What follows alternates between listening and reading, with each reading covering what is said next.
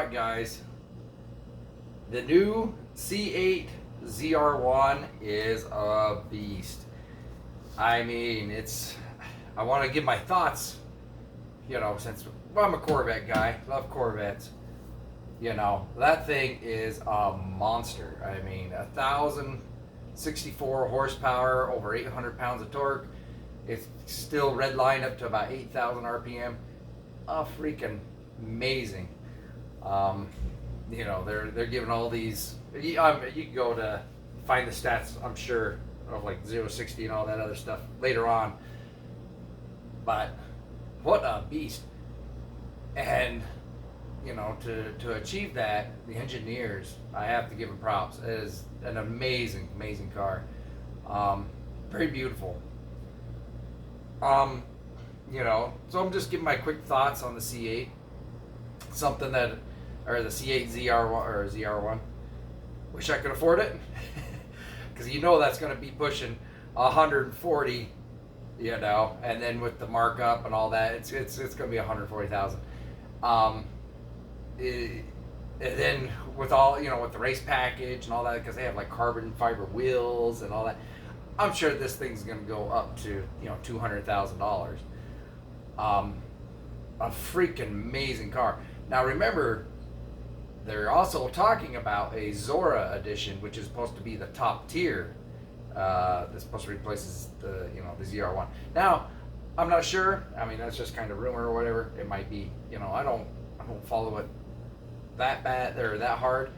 So I wait until things actually happen a little bit, and then we see what actually comes about of it. So, but if they do make a Zora edition, what's it going to be like? I mean, that's insane. 2,000 horsepower, 3,000 horsepower? Why not? Let's make it a hypercar. I'm just being funny here, but what an amazing car. Good job, GM. Good job. I just wish I could even afford just a normal C8. Back in the old days, you'd be able to afford a Corvette, but they didn't like the 69 and everything. It was a working man's car that you could eventually achieve as a sports car. A lot of these sports cars are getting priced out of the reaches, or the reach of just the normal working man, that's a plumber or mailman or whatever. We just can't afford that. We have to put our families and everything first, especially with this high inflation. We have to put our families first. But I mean, look at this car. I mean, it's amazing. There's a reason why it costs so much. I mean, the engineering and all the development and everything for it, has gone sky high. And I understand this is awesome times to be living in with all these really cool cars. And that's going to just destroy the competition. Unfortunately, I think the Corvette, it came around around the C7s. It kind of started getting out of the reach of the working class man, which is kind of unfortunate, because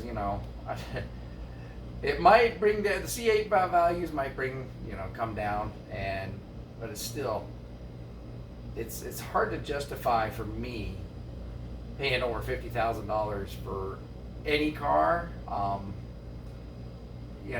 I got you have to buy your essentials and get that stuff out first. I mean, unless you got money coming in, but you got to get a home. You got to get yourself established. You got to worry about retirement and your other finances and everything before you go just buying cars left and right. And don't get me wrong, I've had a lot of cars throughout my time, and they do hold some cars hold their value. Some don't.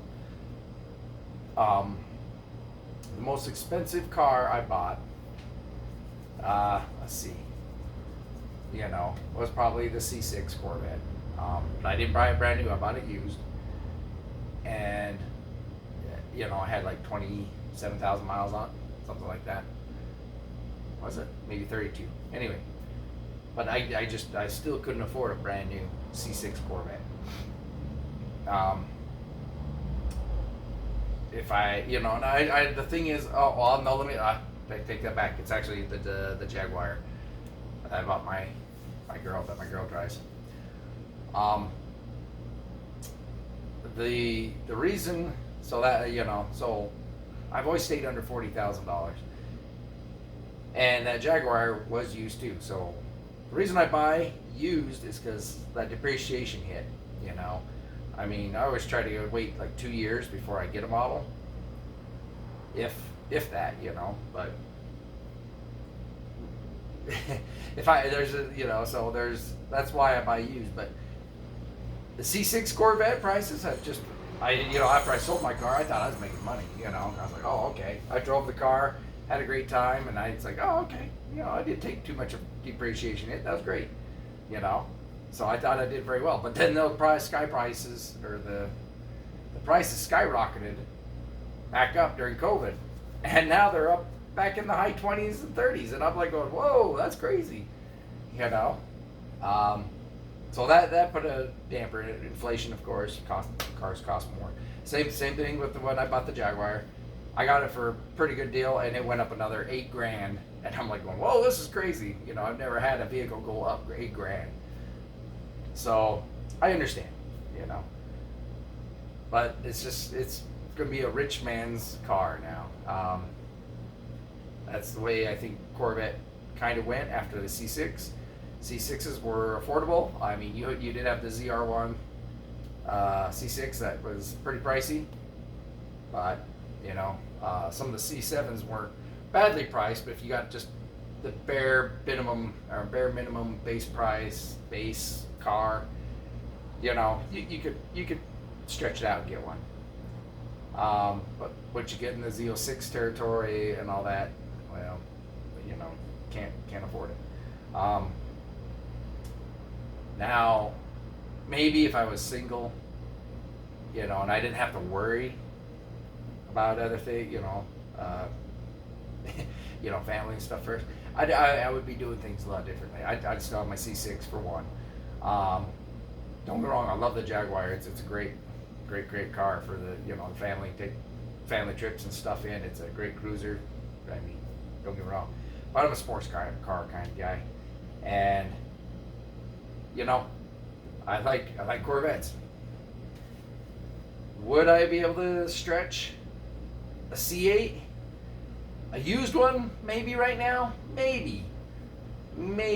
I still think I would wait and hold out. I think I would go for an older model. I think I would go for something like a C6 ZR1, and at the time when they were a little more affordable, they skyrocketed right back up too. Everything's kind of become like a collectible, and it's all about having stuff. And so I'm sticking with the older cars. Unfortunately, a C6 is could be 20 years old, 2005. So yeah, they're almost 20 years old. Doesn't seem like it, but I have to stick to the older stuff. I got to put financials first, but I'll give it to you, GM. That is one badass car. And even for that price point, even if it is $140,000 and everything you've done to it and everything, I'm sure it's going to beat everything out there. I mean, this is almost like hypercar type of territory. For that amount, that's a great price. I mean, I don't know. It keeps me dreaming. Let's put it that way. It keeps us dreaming. Us poor people dreaming. And the thing is, I'm not poor, but I'm poor enough to where I'm like, I can't justify spending that type of scratch. So kudos to the people that could afford it. And, I can't wait to actually see one. I'm sure there'll be one here in Vegas. People here in Vegas, we get all sorts of fancy cars showing up. It's kind of funny because you see Lambos, Ferraris. You see actually more Lambos here than you do Ferraris, which is kind of funny. McLaren's a lot here, and Porsche all over the place. and of course Corvettes are just everywhere too. So it's fun and exciting, very fun and exciting. So congratulations, Jim. If you're doing a Zora version, can't wait for that. That's going to be amazing. You know, and yeah, we'll see what happens in the future here. You know, but it'll keep us people that are a little modest keep dreaming. You know, so on that note, badass car. Congratulations. All right, guys. See you next time.